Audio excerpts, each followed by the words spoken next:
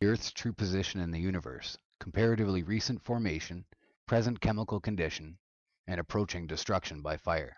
It has been demonstrated that the Earth is a plane, the surface center of which is immediately underneath the star called Polaris, and the extremities of which are bounded by a vast region of ice and water and irregular masses of land, which bear evidence of plutonic or fiery action and origin. In the geological structure of extreme northern regions, the sedimentary strata are abundant and of vast extent, while the constitution of Antarctic strata seems, on the contrary, as far yet examined, entirely igneous. The whole terminates in fog and darkness, where snow and driving hail, piercing sleet and boisterous winds, howling storms, madly mounting waves, and clashing icebergs are almost constant. The waves rise like mountains in height. Ships are heaved up to the clouds and apparently precipitated by circling whirlpools to the bed of the ocean. The winds are piercing cold and so boisterous that the pilot's voice can seldom be heard, whilst a dismal and almost continual darkness adds greatly to the danger. Far in the gloom and darkness of the south this wilderness of storm and battling elements extends, there is at present no evidence.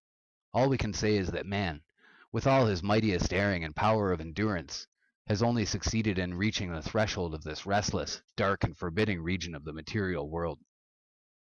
The earth rests upon and within the waters of the great deep.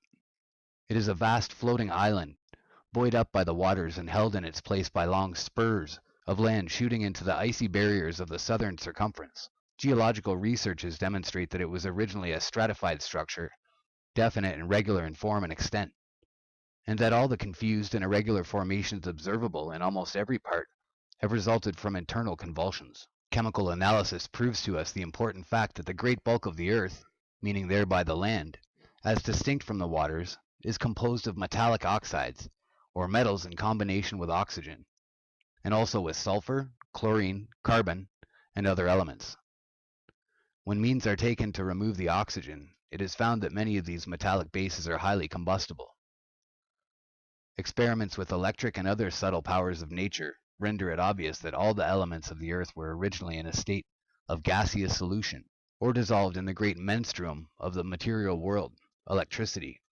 That by a sudden abstraction of this great and universal solvent the elements were liberated, and owing to the different affinities and relative densities which had been attached to them, combination, precipitation, stratification, crystallization, and concretion successively occurred, giving rise to all the rocks, minerals, ores, deposits, and strata, which now constitute the material habitable world. That by the action of unconcrete or gaseous unprecipitated elements and free electric and actinic forces upon pre-existing germs, all the numerous forms of animal and vegetable life were brought into being, and are now maintained. However great such operations may seem to the mind of present man, all the vast structure of the physical world, and its innumerable myriads of organic beings, were the work of only a few hours. It is easily demonstrable that so rapid and intense were the processes and chemical changes, that a few days, such as we now understand by the word, were ample time to bring out of invisible, imponderable chaos all the tangible and varied elements which now exist, and to develop every possible form of beauty and elegance, and every condition of happiness and wisdom. All opinions to the contrary which are held by philosophers of the present day are the result of insufficient perception of the whole subject, which insufficient perception is again the result of self-imposed hypotheses, which bias the judgment and confuse the understanding.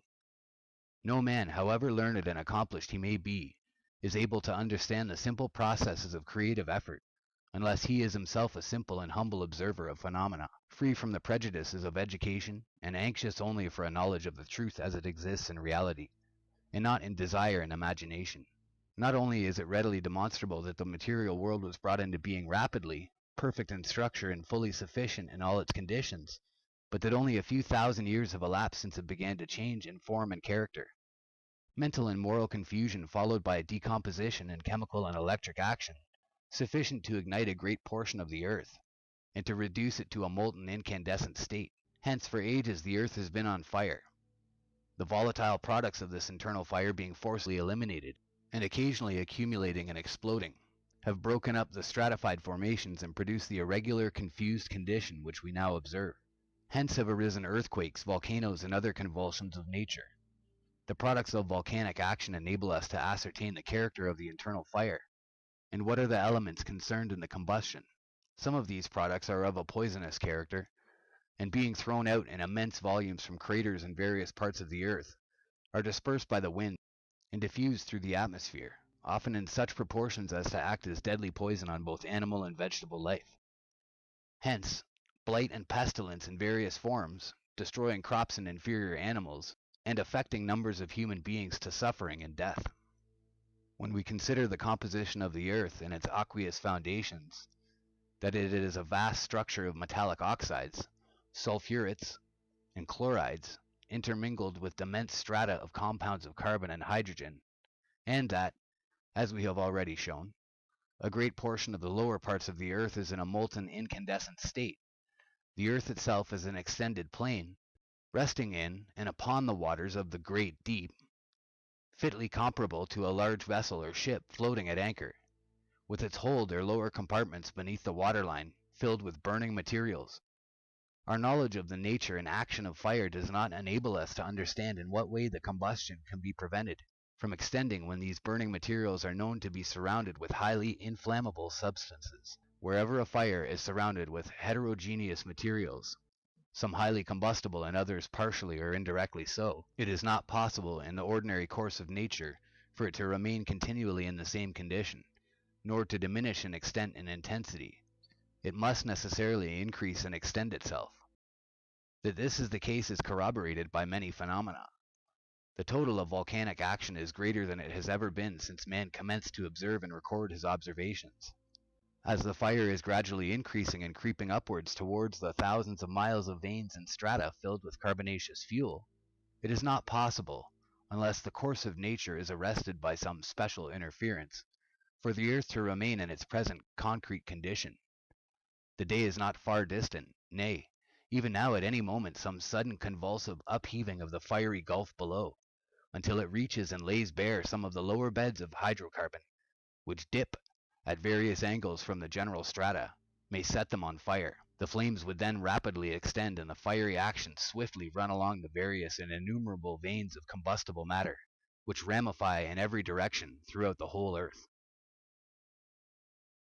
Should such an action once commence, knowing as we do that the rocks and minerals and general constituents of the earth are only oxides of inflammable bases, or of substances directly combustible, that the affinities of these are greatly altered in the presence of highly heated carbon and hydrogen, we see clearly that such a chemical action or fire would rapidly increase in intensity, and fiercely rush in all directions, until the whole earth, with everything entering into its composition and dwelling upon and within it, would perish, decompose, and volatilize, and burst into one vast, indescribable, annihilating conflagration, the elements burning with fervent heat, again dissolving in the great solvent medium, electricity, there to remain until some creative mandate shall liberate and again precipitate and stratify them for the formation of another world, perhaps less discordant and more enduring than the present.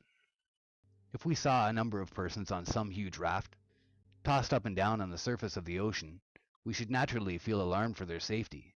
And if we were told that so far from being apprehensive of danger, they fancied their position one of imminent security, that they pointed with pride to the thickness and solidity of the timber under their feet, laughing to scorn every suggestion that their footing might by and by prove less sound than they imagined, we should conclude that their minds must be strangely constituted. Does it not seem extraordinary, then, that so little should be thought of a position far more perilous, in which all the inhabitants of the earth are continually placed? Their position resembles, more nearly than we most of us think, that of persons floating on the surface of the sea, on a raft of great strength and thickness, it is true, but yet not proof against the fury of the waves, and liable to sudden disruption of its parts. The only difference is that the sea on which we are floating is a sea of liquid fire, the molten elements of the main substance of the earth.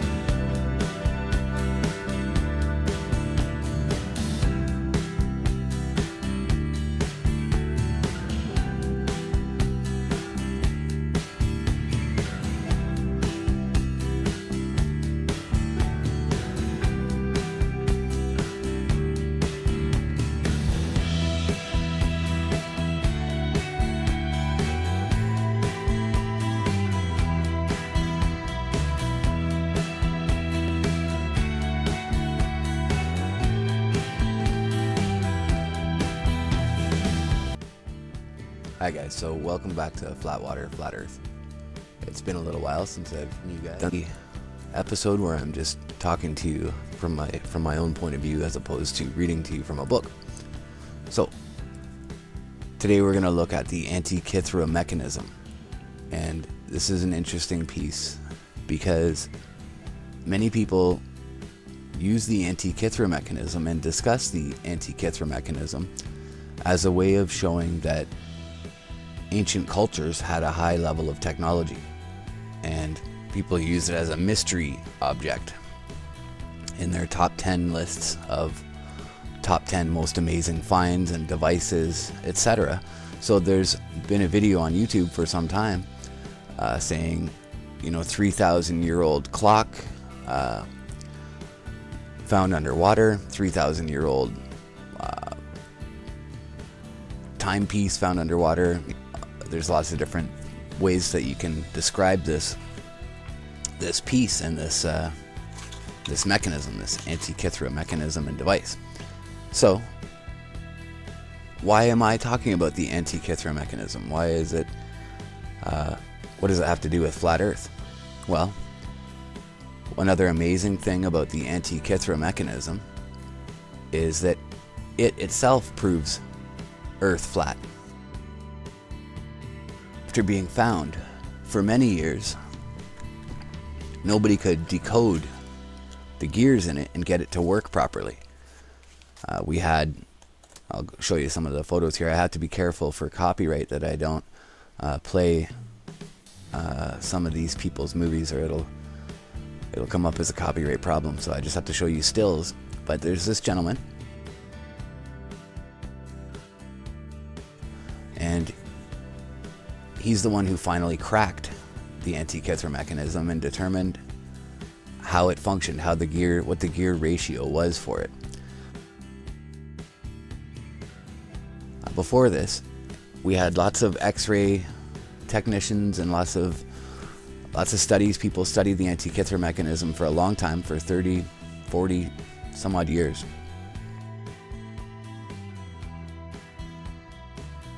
So after they found the Antikythera mechanism, no one could properly rebuild it. We worked for a long time to properly rebuild the mechanism in the way that it was originally. So many scientists and engineers and gear workers and mechanics and lots of people tried to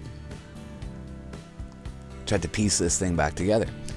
And every time that they put it together, it wouldn't function properly. It wouldn't actually function in any meaningful way, until this man plugged in the geocentric flat Earth coordinates for the planets above. When he put in the gearings using the geocentric model, the Ptolemaic geocentric static plane Earth ratios for the movements of the planets and the wandering stars, the luminaries, once he put in the coordinates of a geocentric model for Mars and the other gear systems of the other planets, it all fell into place, and the Antikythera mechanism came to life and worked. And another amazing part about the Antikythera mechanism that disassembles the argument used by many NASA fans saying that flat Earth can't be real because NASA is able to predict eclipses, and yet the Antikythera mechanism, this ancient device using geocentric figures, predicts eclipses with incredible accuracy.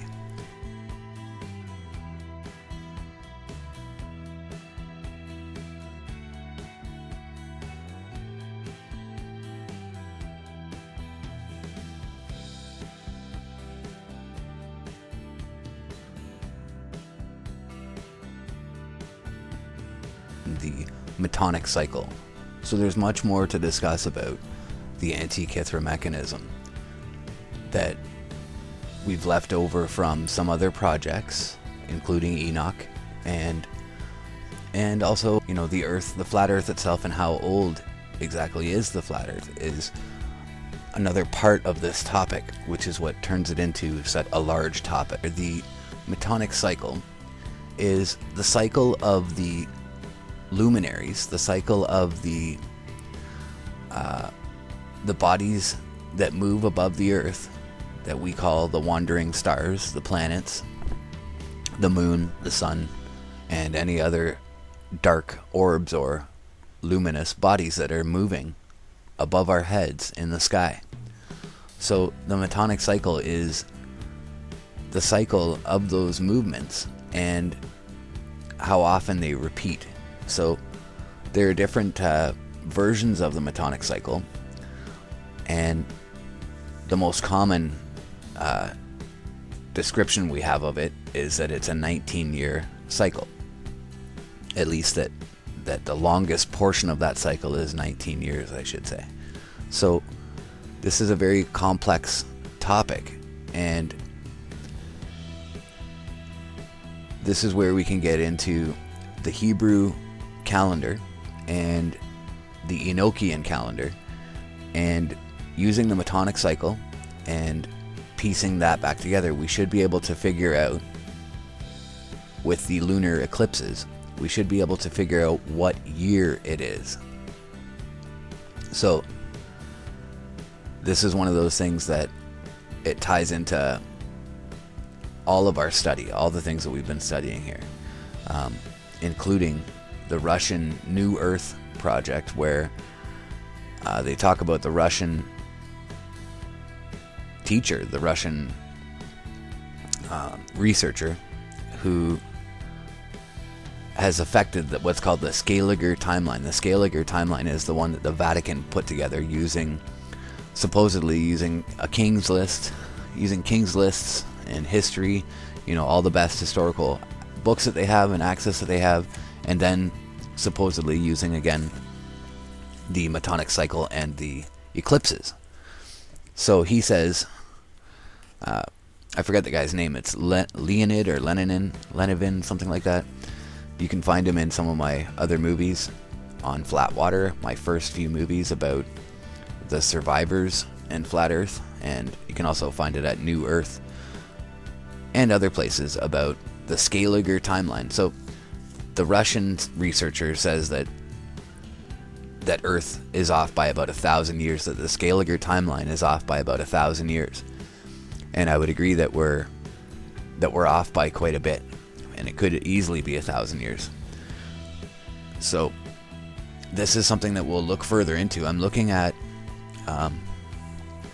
another religious organization that was affiliated with the Seventh-day Adventists in the mid-1800s, and supposedly they found another version of a Metonic cycle that is not just the Hebrew one.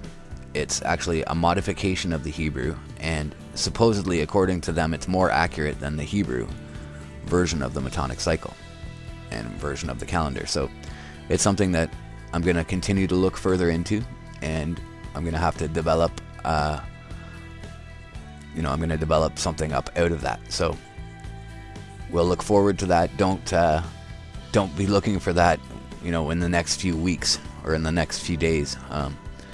As you can see, as I've been mentioning here, it's quite a large topic, so it's going to take me some time to really piece it together better. I don't want to just come out and discuss this and then not have the full detail that it deserves and requires. So stay tuned. We will get to that. It's something that I'm looking into and keeping my thumb on, keeping my finger on at all times. So as soon as I can find more about it, I'll let you guys know. So is there anything else I want to discuss about the Metonic cycle? Okay, well, in general, NASA fanboys love to use, and globularists love to say, hey, flat earthers, you guys are retarded, flat earth doesn't work. We know so because how come NASA can predict eclipses and you guys can't? And isn't it funny that it's actually the geocentric figures, the geocentric model, that allows us to predict eclipses, and not the heliocentric model? And it was done, and is still done to this day, using these devices and using this Metonic calendar based on the geocentric model. So now I'm going to link the original movie so that you guys can watch the original with all the detail from the actual scientist himself, explaining that he needed to input the geocentric rings, the geocentric model for Mars and for the other wandering stars, and that then the Antikythera mechanism magically came to life and worked and began to predict eclipses. For astronomy and calendar studies, the Metonic cycle or Antikythera is a period of very close to 19 years that is remarkable for being nearly a common multiple of the solar year and the synodic month. The Greek astronomer Meton of Athens observed that a period of 19 years is almost exactly equal to 235 synodic months and, rounded to full days, counts 6,940 days. The difference between the two periods is only a few hours, depending on the definition of the year. Considering a year to be 1/19 of the 6,940-day cycle gives a year length of 365 plus 1 + 4 plus 1 = 76 days, which is slightly more than 12 synodic months. To keep a 12-month lunar year in pace with the solar year, an intercalary 13th month would have to be added on 7 occasions during the 19-year period. When Meton introduced the cycle around 432 BC, it was already known by Babylonian astronomers. A mechanical computation of the cycle is built into the Antikythera mechanism. The cycle was used in the Babylonian calendar, ancient Chinese calendar systems and the medieval computers. It regulates the 19-year cycle of intercalary months of the modern Hebrew calendar. Mathematical basis: at the time of Meton, axial precession had not yet been discovered, and he could not distinguish between sidereal years and tropical years. Most calendars, like the commonly used Gregorian calendar, are based on the tropical year and maintain the seasons at the same calendar times each year. 19 tropical years are about 2 hours shorter than 235 synodic months. The Metonic cycle's error is, therefore, 1 full day every 219 years, or 12.4 parts per million. 19 tropical years equals 6,939.602 days. 235 synodic months equals 6,939.688 days. 254 sidereal months equals 6,939.702 days. 255 draconic months equals 6,939.1161 days. Note that the 19-year cycle is also close to 255 draconic months, so it is also an eclipse cycle, which lasts only for about 4 or 5 recurrences of eclipses. The octant is one of 5 of a Metonic cycle, and it recurs about 20 to 25 cycles. This cycle seems to be a coincidence. An example of a non-coincidental cycle is the orbit of Mercury, with its 3-2 spin orbit resonance. A lunar year of 12 synodic months is about 354 days, approximately 11 days short of the 365-day solar year. Therefore, for a lunisolar calendar, every 2 to 3 years there is a difference of more than a full lunar month between the lunar and solar years, and an extra month needs to be inserted. The Athenians initially seem not to have had a regular means of intercalating a 13th month. Instead, the question of when to add a month was decided by an official. Meton's discovery made it possible to propose a regular intercalation scheme. The Babylonians seem to have introduced this scheme around 500 BC, thus well before Meton. Application in traditional calendars: traditionally, for the Babylonian and Hebrew lunisolar calendars, the years 3, 6, 8, 11, 14, 17 and 19 are the long years of the Metonic cycle. This cycle, which can be used to predict eclipses, forms the basis of the Greek and Hebrew calendars, and is used for the computation of the date of Easter each year. The Babylonians applied the 19-year cycle since the late 6th century BC. As they measured the moon's motion against the stars, the 235-19 relationship may originally have referred to sidereal years, instead of tropical years as it has been used for various calendars. Apollo was said to have visited the Hyperboreans once every 19 years, presumably at the high point of the cycle. The runic calendar is a perpetual calendar based on the 19-year-long Metonic cycle. Also known as a rune staff or runic almanac, it appears to have been a medieval Swedish invention. This calendar does not rely on knowledge of the duration of the tropical year or of the occurrence of leap years. It is set at the beginning of each year by observing the first full moon after the winter solstice. The oldest one known, and the only one from the Middle Ages, is the Nika paragraph ping staff, which is believed to date from the 13th century. The Bahar calendar, established during the middle of the 19th century, is also based on cycles of 19 years.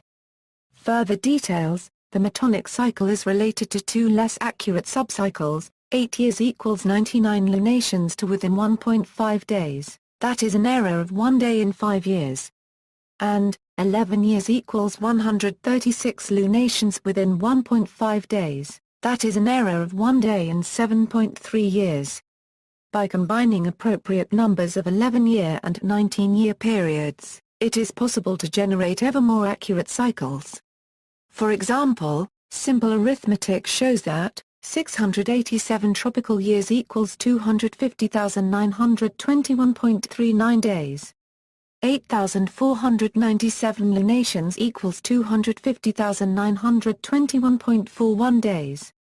This gives an error of only about half an hour in 687 years, although this is subject to secular variation in the length of the tropical year and the lunation. Meton of Athens approximated the cycle to a whole number of days, obtained by 125 long months of 30 days and 110 short months of 29 days. During the next century, Kaulipas developed the Kaulipic cycle of 4 19-year periods for a 76-year cycle with a mean year of exactly 365.25 days.